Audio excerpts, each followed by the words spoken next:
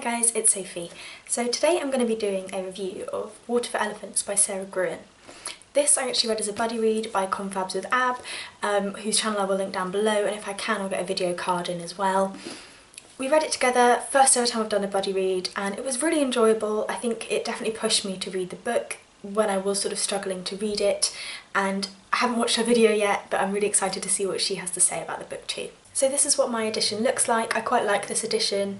It is a bit ratty and old because I think I bought it from a charity shop for £1 or so, but I do really like it and think it's quite pretty. So this book follows Jacob, who is our protagonist, sort of in a dual narrative. So what we have is Jacob at 90 to 93 years old, who's in a nursing home recollecting what has happened to him, and we also have Jacob as a young man going through his life with this circus.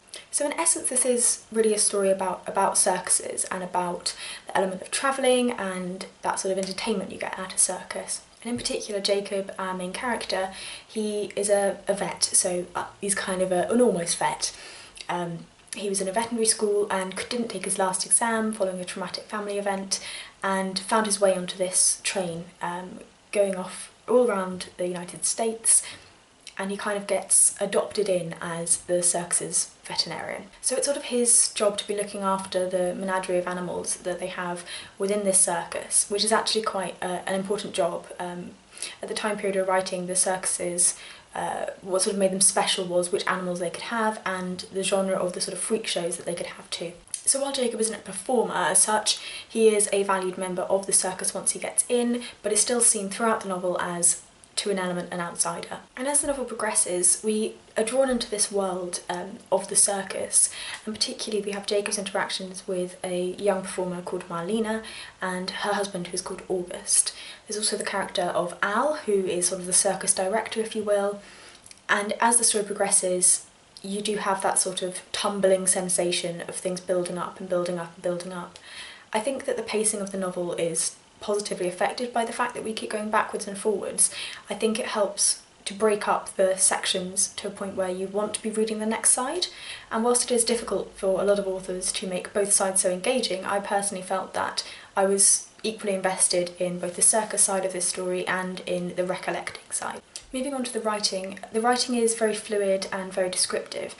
It did remind me a little of the Night Circus, although I did prefer the Night Circus, and it may be that I'm just making that association because of the circuses, but I think it was definitely a book in that similar vein where you do have some lovely descriptions and it is a very vivid scene. I like the majority of the characters and felt that they were fleshed out relatively well.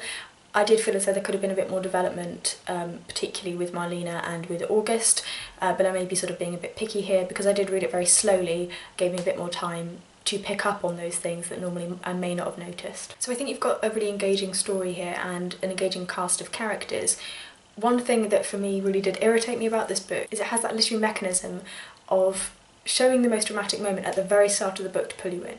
I understand why authors do it, I understand why it's effective, but for me it genuinely irks me. It means throughout the rest of the novel I am waiting for that moment and I'm fully aware of almost the conclusion. It feels like a spoiler, it feels like an internal spoiler, and that irritates me, that will always irritate me.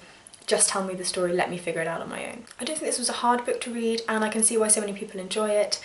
I can also see what people don't enjoy about it to an extent, though I personally did enjoy this book. I don't think it's going to blow your mind, and I don't think there's going to be any sort of personal revelation you'll find from it, though I do think you would probably enjoy it if you enjoy this sort of style of book, and particularly if you enjoy circus-themed books. So I hope that's been informative and that you've enjoyed my review. Please do check out Ab's channel down below. I think she's brilliant and would love to be able to sort of support her channel as much as I can. I hope that you all have a really lovely weekend, and I will see you again soon in the second part of my August wrap-up.